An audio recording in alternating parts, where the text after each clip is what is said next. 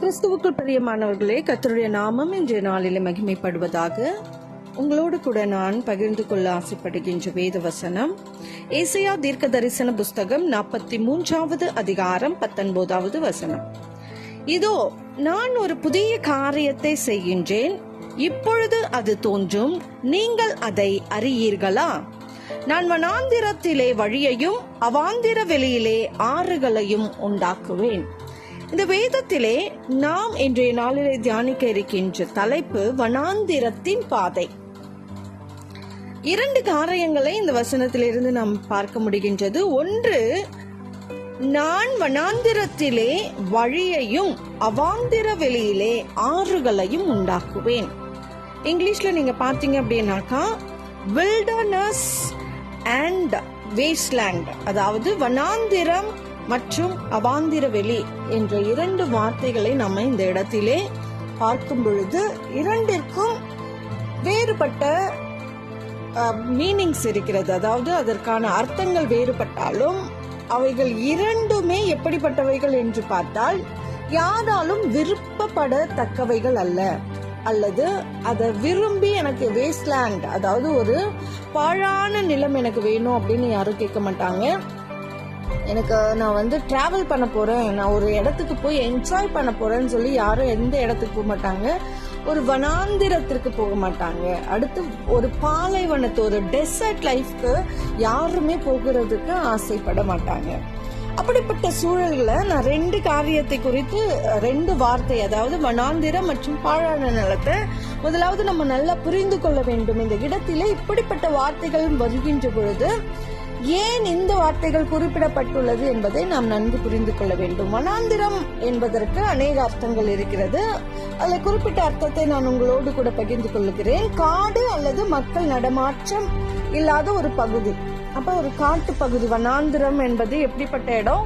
ஒரு காடு நிறைந்தது. அந்த இடத்துல நீங்க போயிட்டு அப்படியே ஈஸியா நம்ம கடந்து வருகின்ற பாதைகள் இருக்கின்ற ஒரு இடம் கிடையாது. பாலைவனம் அடுத்த ஒரு வனாந்திர வறட்சியான பகுதி அப்படின்னு பார்க்கும் பொழுது பாலைவனத்தை குறித்து நம்ம பார்த்திருக்கின்றோம்.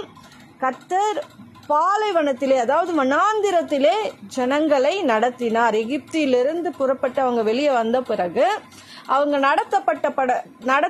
நடத்தப்பட்ட ஒரு இடம் எல்லா இடமும் அப்படியே ரொம்ப செழிப்பான இடம் கிடையாது. போற வழியிலெல்லாம் ஒரு நல்ல நெற்பயிர்கள் விளைகிற இடத்துல நல்லா எடுத்து சாப்பிட்டு நல்ல மரங்கள்லாம் காணப்படுகிற இடத்துல போயிட்டு அவங்க பழங்களை பறித்து சாப்பிட்டு அப்புறம் நல்ல தண்ணிலாம் கிடைச்சி நல்லா குடிச்சு திருப்தியாய் நடந்து அப்படியே கடந்து அப்படியே கானானுக்கு போனாங்க என்று வேதத்திலே சொல்லப்படவில்லை. அவர்கள் பாலைவனத்தின் வழியாக ஒன்றுமே இல்லாமல் வறட்சி, அந்த இடத்துல ஒரு செடி புல் பூண்டு ஒன்றும் முளைக்காது, அப்படிப்பட்ட ஒரு வனாந்திர பாலைவனத்திலே அவர்கள் சென்றதை நம்ம பார்க்க முடிகிறது. அடுத்து பாழான நிலம், தட் இஸ் அவாந்திர வெளி. அப்படின்னா என்ன அப்படின்னு பாத்தீங்கன்னா, நம்ம லாங்குவேஜ்ல, அதாவது நமக்கு புரியுற லாங்குவேஜ்ல சொல்லணும்னு பாத்தீங்கன்னா அது ஒரு தரிசு நிலம், அல்லது தமிழ்ல இன்னும் சொல்ல போனா கரம்பை அல்லது கழிவு நிலம் அப்படின்னு சொல்லுவாங்க. இது என்னத்துக்குன்னா சாகுபடி, அதாவது ஒரு விவசாயத்திற்கு உதவாத ஒரு நிலம். ஒரு வீடு கட்டி நம்ம அதுல வாழலாம்னா நிச்சயமா வாழ முடியாது. அடியில நீங்க போட்டு லேண்ட் போட்டு ஒரு வீட்டை கட்டிங்கன்னா அது எந்த நேரத்துல இடிந்து விழும் என்பது நமக்கு தெரியாது. அந்த இடத்துல நீங்க எதை பண்ணாலும் அதுல என்ன இருக்காது, உங்களுக்கு ஒரு வருமானமோ ஒரு ஆசீர்வாதமோ ஒரு நட்பயிரோ அதுல விளையாது. இப்படிப்பட்ட காரியங்களை நம்ம வேதத்திலே இந்த நாளிலே தியானிக்கின்ற வேத வசனத்திலே நாம் பார்த்திருக்கிறோம். அப்ப ஒரு நேர்மறையான எதுவுமே யாருமே விருப்பப்பட மாட்டோம். நம்ம எந்த இடத்துக்கு போனோம் அப்படின்னு ஆசைப்படுவோம். நல்ல ஒரு பெரிய நல்ல ஆறு ஓடி நம்ம நிறைய பேர் சொல்லுவோம், நம்ம மூணாருக்கு போகலாம், நம்ம கேரளாக்கு போகலாம். சில டூருக்கெல்லாம் போகும் பொழுது அந்த இடம் செழிப்பா இருக்கிறதா என்பது பார்த்துதான் அங்க போய் நம்ம என்ன பண்ணுவோம், சந்தோஷப்படுவோம், குடும்பத்தோடு போகணும்னு ஆசைப்படுவோம். இல்லைனாக்கா நம்ம என்ன பண்ணுவோம், யாராவது நான் வனாந்திரத்துக்கு போயிட்டு என்ஜாய் பண்ணுவேன்னு யாராவது பைசாவை கொடுத்து நீங்க யாராவது போவீங்களா? நிச்சயமா போக மாட்டோம். அப்ப இந்த இடத்திலே கர்த்தர் நம்மோடு கூட இடைப்பட நினைக்கிற காரியம் என்ன? அப்ப இதோ நான் ஒரு புதிய காரியத்தை செய்கிறேன், இப்பொழுது அது தோன்றும், நீங்கள் அதை அறியீர்களா? அப்ப நம்ம நிறைய நேரங்களிலே கர்த்தர் உண்டு பண்ணுகிற ஒரு காரியத்தை நம்ம அறியாமல் அமைதியா இருக்கிறோம், அல்லது அதை அறிவதற்கு முயற்சிகள் எடுப்பது கிடையாது. அது என்ன, ஆண்டவர் எனக்கு எந்த புதிய காரியத்தை தோற்றுவிக்க போகிறார் என்பது நமக்கு புரியாமல் அப்படியே என்ன பண்ணுகின்றோம் என்றால் நம்மளுடைய மைண்டை வேற இடத்துல டைவர்ட் பண்ணி நம்மளுடைய சூழல்களை எல்லாம் யோசிச்சு யோசிச்சு யோசிச்சு இதுக்கு இந்த தீர்வு பார்க்கலாமா, இவங்க கிட்ட போனா இந்த தீர்வு கிடைக்குமா, இவங்க கிட்ட கடன் வாங்கலாமா, இவங்க கிட்ட இந்த காரியத்தை நம்ம கேட்டு பெற்றுக்கொண்டு இந்த சூழ்நிலைகளை மாற்றிக்கொள்ளலாமா அப்படின்னு சொல்லி நிறைய நேரங்கள்ல நம்ம எதை அறியாமல் இருக்கிறோம். கர்த்தர் ஒரு புதிய காரியத்தை உண்டு பண்ணுவான் என்பதை அறியாமல் இருக்கின்றோம். அதனால்தான் ஆண்டவர் இஸ்ரவேல் ஜனங்களை பார்த்து ஏசாயா தீர்க்கதரிசியின் மூலமாக அவர் கேட்கின்ற கேள்வி இதுதான், நான் ஒரு புதிய காரியத்தை உண்டு பண்ண போறேன், அது இப்பொழுதே தோன்றும், அது இன்னுமா உங்க கண்கள் அறியல, உன் சிந்தை அதை யோசிக்கல.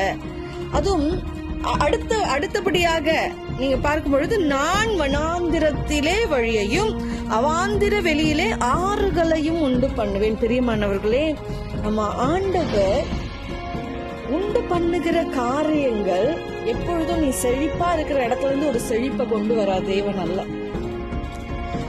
எல்லாம் நல்லா போயிட்டு இருக்கு, இனியும் நல்லா போயிட்டே இருக்கும் அப்படின்ற சூழ்நிலைகள் அல்ல. நிறைய நேரத்திலே மனிதர்கள் நீங்க செழிப்பா இருக்கும் பொழுது, நல்ல பணம் காசு கொழுமையா இருக்கும் பொழுது, செழிப்பா இருக்கும் பொழுது எல்லாம் கூடயே இருப்பாங்க, கூடயே இருந்து அந்த செழிப்பிலேயே சந்தோஷப்பட்டு அவங்களும் பயனடைவார்கள். ஆனா நீங்க செழிப்பை விட்டு வெளியே வரும் பொழுது, ஒரு வனாந்திர பாதைக்கு எல்லா மனிதனுக்கும் ஒரு அப் இருக்கு, ஒரு டவுன் இருக்கு. எந்த மனிதர்கள் அல்லது எந்த உறவுகள் நம்ம கூட நம்ம டவுன்ல நிக்கிறதோ அது உண்மையான உறவுகளா தான் இருக்கும். ஆனா நீ கீழே போகும் பொழுது எந்த உறவு உன்னை கைவிட்டுட்டு ஓடிடுதோ, இல்ல இதுக்கு மேல இது கூட தாக்கு பிடிக்க முடியாதுன்னு ஓடிடுதோ, அந்த உறவுகள் எப்பொழுதுமே நம்ம யோசிக்க வேண்டிய உறவுகளா தான் நம்ம வாழ்க்கையில காணப்படுகிறது. இப்படிப்பட்ட மனிதர்கள் மத்தியில நம்ம வாழ்கின்ற நேரத்திலே அவர்கள் உங்க வாழ்க்கையில உங்க வனாந்திரத்தை மாற்றுவேன், இதோ நான் உதவி செய்யறேன், நீங்க இவ்வளவு பணத்தை இழந்துட்டியா, இவ்வளவு கடன் பிரச்சனை இருக்கியா, இரு நான் கொஞ்சம் என்ன கிட்ட இருக்கிறத நான் கொடுத்து உனக்கு உதவி செய்வேன் என்கின்ற உறவுகளோ மனிதர்களோ நம்மை சூழ்ந்திருப்பது மிக குறைவு. அதுவும் இந்த காலத்திலே அன்பு அற்று போகும், கடைசி காலத்துல அன்பு அற்று போகும் என்று வேதம் சொல்லுகிறது போல, இன்னைக்கு அநேக நேரத்துல பணத்தை பார்த்து வருகின்ற மனிதர்கள், இல்ல உன் செழிப்பை பார்த்து வருகிற மனிதர்கள், நீ வனாந்திர பாதையிலே நடக்கும் பொழுது அப்படியே நைஸா கலண்டு போகிற அநேக உறவுகளையும் அநேக மனிதர்களையும் நம்ம சுற்றி பார்த்து கொண்டுதான் இருக்கின்றோம். அது நம்ம வாழ்க்கையில இன்னும் வலி வேதனைகளை அதிகமாக்கி கொண்டே இருக்கின்றது. ஆனால் கர்த்தர் ஒருவர் மாத்திரம் இன்றைக்கு கர்த்தர் ஆணித்தனமாக அல்லது அழுத்தமாக இன்னும் நினைவுபடுத்துகிற ஒரு காரியம், இன்னைக்கு நீங்க எந்த பாதையில போயிட்டு இருக்கீங்கன்னு சொல்லிட்டு இப்ப இதை பேசி கொண்டிருக்கிற எனக்கு தெரியாது. ஆனால் என்னுடைய வனாந்திரத்தின் நேரத்திலே கர்த்தர் என்னோடு இடைப்பட்டதை தான் நான் உங்க கூட பகிர்ந்து கொள்ளுகிறேன். ஒருவேளை நீங்களும் அப்படிப்பட்ட வனாந்திரத்திலே, நீங்களும் அப்படி தரிசான ஒரு நிலத்தை போல, யாருக்கும் வேண்டாம், இதுக்கு போய் நான் இவ்வளவு ஸ்பெண்ட் பண்ணுவேனா, இதுல போய் நான் விவசாயம் செய்வேனா, இதுல போய் நான் காசை போடுவேனா அப்படின்னு யோசிக்கின்ற அப்படிப்பட்ட நிலத்தை போல நம்மளுடைய வாழ்க்கை இருக்கலாம், நம்முடைய சூழ்நிலைகள் இருக்கலாம். ஆனால் ஆண்டவர் இன்றைக்கு சொல்லுகிறார், நீ கைவிடப்பட்டவள் என்று நினைத்தால், today God is reminding you that, கர்த்தர் உனக்கு நினைவுபடுத்துகின்றார், நீ கைவிடப்பட்டவள் அல்ல, என்னாலே எழுப்பப்படுகிறவள். ஹல்லேலூயா. கர்த்தர் உன்னை எழுப்பி அவர் உயர்ந்த ஸ்தானத்திலே, உயர்ந்த இடத்திலே, உன்னை மகிமைப்படுகின்ற காரியத்திலே, உன்னை இந்த வனாந்திரத்தின் வழியிலேயே நடத்தி கொண்டு உன்னை உயர்த்த கர்த்தர் சர்வ வல்லமையுடைய தேவனாயிருக்கின்றார். என்ன சகோதரி, நீங்க வனாந்திரத்துல போய் நான் உயர்த்தப்படுவேனா? எப்படி உங்களுக்கு அது தெரியாது. அந்த காரியத்தை எப்படி உண்டு பண்ணுவார் என்பது உனக்கு தெரியாது. ஆனா நீ அறிந்திருக்க வேண்டும். தெரியாமல் இருக்கலாம், ஆனால் we should know. நாலேஜ் என்பது நம்ம அநேக நேரத்துல பயன்படுத்துகிற ஒரு காரியமா இருக்கலாம். ஆனால் ஞானத்தினாலே நம்ம அதை பெற்றிருக்கிறவர்களாய் காணப்படணும். கர்த்தர்கிட்ட கேளுங்க, இந்த ஞானத்தை எனக்கு கொடுங்க ஆண்டவரே, உண்மை அறிகின்ற அறிவை எனக்கு உண்டு பண்ணுங்கன்னு கேளுங்க. அப்ப உங்களால புரிந்து கொள்ள முடியும் வனாந்திரத்திலே கர்த்தர் எப்படி உன்னை கைவிடாமல் அவர் கைப்பிடித்து உன்னை எழும்ப பண்ணுகிற தேவனாய் இருப்பார் என்பது. இரண்டாவது, கர்த்தர் உன்னை எல்லா தீங்குக்கும் விடுதலையாக்கி உனக்கு தெரியவே தெரியாத ஒரு வழியை உண்டு பண்ணி உன்னை கொண்டு போய் நிறுத்துகின்ற இடம் அது உயர்ந்த மலையா இருக்கும். ஹல்லேலூயா. எல்லா செழிப்பும் எந்த செழிப்பும் வாழ்க்கையில இல்லாம இருந்ததோ அந்த செழிப்பை காண வைக்கின்ற கர்த்தர் நம்ம கூட இருக்கின்றார் என்பதை மறந்து விடாதீர்கள். மூன்றாவது, விளையவே பிரயோஜனமற்ற இடத்துல 100 மடங்கு அறுவடையை தருவார். ஈசாக்குக்கு ஆண்டவர் செய்த ஒரு பெரிய அற்புதம் என்னன்னா, அந்த இடத்துல என்ன இல்ல, பஞ்சம் இருக்கின்றது. அந்த இடத்துல என்ன இல்ல, தண்ணி இல்ல. சொல்ல போனா பாழான நிலமா இருக்குது.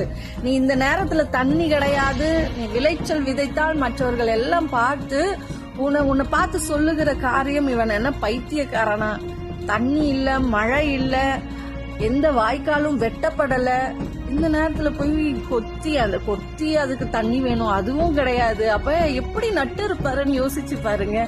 ஈசாக்கு கிட்ட ஆண்டவர் பேசின உடனே அவனுடைய விசுவாசத்தை கண்டு நம்ம வியக்கத்தக்கதான ஒரு விசுவாசம்.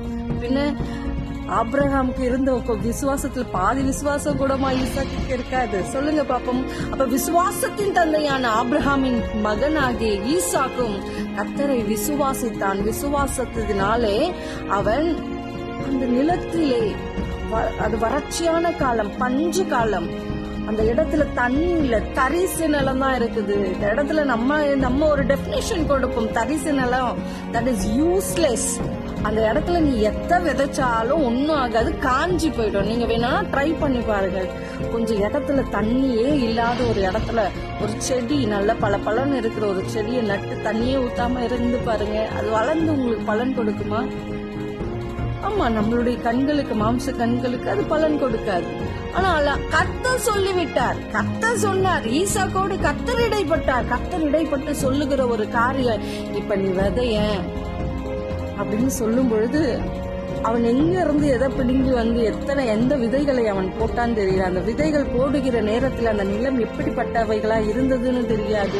அதுல தண்ணி இருந்ததா, காய்ந்து இருந்ததா, பாக்குறவங்க எல்லாம் சிரித்து இருப்பார்கள், ஏளனம் செய்திருப்பார்கள். இவனுக்கு என்ன ஏதாச்சும் முத்தி போயிடுச்சா அப்படின்னு சொல்லி கூட அவனை கிண்டல் செய்திருப்பார்கள். ஆனால் அந்த இடத்திலே தண்ணீர் இல்லைங்க, ஒண்ணுமே இல்லைங்க. ஆனால் கர்த்தர் மெதுவாக அந்த பயிர்கள் எல்லாம் விளைய பண்ணினார். வேதம் சொல்லுகிறது, அவன் 100 மடங்கு அறுவடையை கண்டான். ஹல்லேலூயா. இவ்வளவு விதைச்சா இவ்வளவு கிடைக்கும் அப்படின்றதுக்கு ஏற்றது போல அவன் விதைத்ததற்கு அதிகமாய் 100 மடங்கு கர்த்தர் கொடுத்து அவனை ஆசீர்வதித்தார். ஒரு தொழில் செய்யறோம், எனக்கு ஒரு 10% கிடைச்சா போதுங்க, 100 ரூபா கொடுத்து எனக்கு 10 ரூபா கிடைச்சா போதுங்கன்ற இடத்துல 100 ரூபா கொடுத்தா 100 ரூபா கிடைக்கும்னாக்கா நீங்கள் யோசித்து பாருங்கள், கர்த்தர் எப்படிப்பட்ட காரியங்களை அந்த வனாந்திரத்தின் பாதையிலே, அந்த வறட்சியின் நாளிலே, அந்த பாழான தரிசு நிலத்திலே கர்த்தர் எப்படிப்பட்ட காரியங்களை செய்தார் என்பதை நம் வேதத்திலிருந்து அறிய முடிகிறது. அதனால் நீங்க அறியாம இருந்தீங்கன்னாக்கா உங்க மைண்ட்ல எல்லாத்தையும் அந்த கர்த்தரை அறிகின்ற அறிவு, இன்னும் அந்த ஞானம் நம்மளுடைய வாழ்க்கையில இல்லைன்னா ஆண்டவர் சொல்லுகிறார், இன்னும் அறியாமல் இருக்கிறீர்களா? இன்னைக்கு அறிந்து கொள்ளுங்கள், இன்னைக்கு தெரிந்து கொள்ளுங்கள், நான் வனாந்திரத்திலே வழியையும் அவாந்திர வெளியிலே ஆறுகளையும் உண்டாக்குவேன். பெரியமானவர்களே, இதை விசுவாசிக்கிற யாவரும் கர்த்தருடைய சமூகத்தில் உங்களை அர்ப்பணித்து சொல்லுங்க, இந்த காரியம் நடக்காது, நான் வறண்டு போயிருக்கிறேன், அழுது கொண்டு இருக்கிற ஒரு ரூம்ல என் கண்ணீரை பாக்குறதுக்கு யாரும் இல்லை, யார் முன்னாடி அழுதா கூட என்னை அசிங்கமா நினைப்பாங்களோ, என்னை வந்து வேற மாதிரி அவர்கள் எடை போடுவார்களோ என்று நீங்க யோசித்து துக்கித்து ஒவ்வொரு நாளும் உங்க இருதயத்திலே கடினத்தையே ஏற்படுத்தி கொண்டிருக்கீங்க. ஆண்டவர் இலகுவா எல்லாவற்றையும் மாற்றப் போகிறார். இன்னைக்கு உங்களை பார்த்து சொல்லுகிறார், இதோ மகளே, நான் உன்னுடைய வனாந்திரத்திலே ஒரு வழியை உண்டு பண்ணுவேன். இது நடக்காது, இது எப்படி நடக்கும்னு தெரியாம இருந்தீனா என்னை மட்டும் நீ அறிந்து கொள், கர்த்தர் செய்வார் என்று அறிந்து கொள். அவாந்திர வெளியிலே எப்படி தண்ணி வரும் அப்படின்னு நினைச்சுக்கிட்டே இருக்காத. நீ என்னை அறிந்து கொள், கர்த்தர் உண்டு பண்ணுவார் என்று அறிந்து கொள். கர்த்தர் எல்லாவற்றையும் நேர்த்தியாய் செய்து முடிப்பார். பிரியமானவர்களை, நாம் ஜெபிப்போம். கர்த்தருடைய சமூகத்தில் இன்றைக்கு நாங்க ஆண்டவரை வந்து விசுவாசித்து கர்த்தருடைய சமூகத்தில் எங்களை ஒப்பு கொடுத்தவர்களாய் ஆண்டவரே, எங்களுடைய விசுவாசத்தை ஆண்டவரை இன்றைக்கு வர்த்திக்க பண்ணத்தக்கதா எங்களோடு இடைப்பட்ட காரியத்திற்காக ஸ்தோத்திரம். என் வாழ்க்கை இன்னைக்கு வனாந்திரமா இருக்கலாம், பாலைவனமா இருக்கலாம், அவாந்திர வழியா இருக்கலாம். ஆனா நீங்க ஒரு காரியத்தை செய்வேன், முட்டிப்பேன் என்று என்னோடு இன்றைக்கு இடைப்பட்டு இருக்கிறதுனால நான் அதை பிடித்து கொண்டு ஆண்டவரே ஒவ்வொரு நாளும் உம்முடைய சமூகத்தை நாடுவேன். நான் அதற்குரிய ஆசீர்வாதத்தை 100 மடங்கு ஈசாக்கு விதைத்த பொழுது பெற்று கொண்டது போல என் வாழ்க்கையில நான் உயர்ந்த இடத்தை அடையேன். தேவன் ஒருவரை மாத்திரம் நான் நாடி இன்றைக்கு நின்று கொண்டு இருக்கிறேன்ப்பா.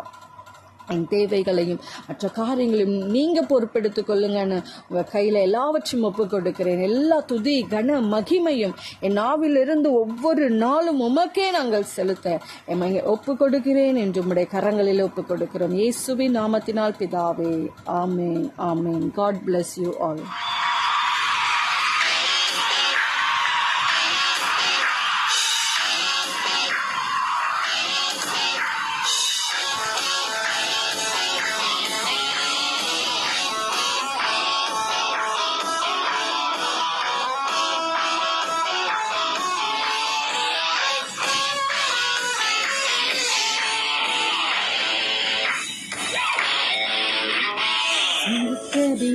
நான் விழுந்தேன், அவர் என்னோடு அமர்ந்திருந்தார். சுட்டெரிக்கும் மக்கினியில் நடந்தேன், பனித்துளியாய் என்னை நினைத்தார். சிந்துக்கெபியோ சுளை நெருப்போ அவர் என்னை காத்திடுவார். சிந்துக்கெபியோ சுளை நெருப்போ அவர் என்னை காத்திடுவார். அவரே என்னை காத்தவர், அவரே என்னை காண்பவர், அவரே என்னை காப்பவர், அவரே என்னை காண்பவர். சிங்கக்கெபியோ சுளை நெருப்போ அவர் என்னை காத்திடுவார். சிங்கக்கெபியோ சுளை நெருப்போ அவர் என்னை காத்திடுவார்.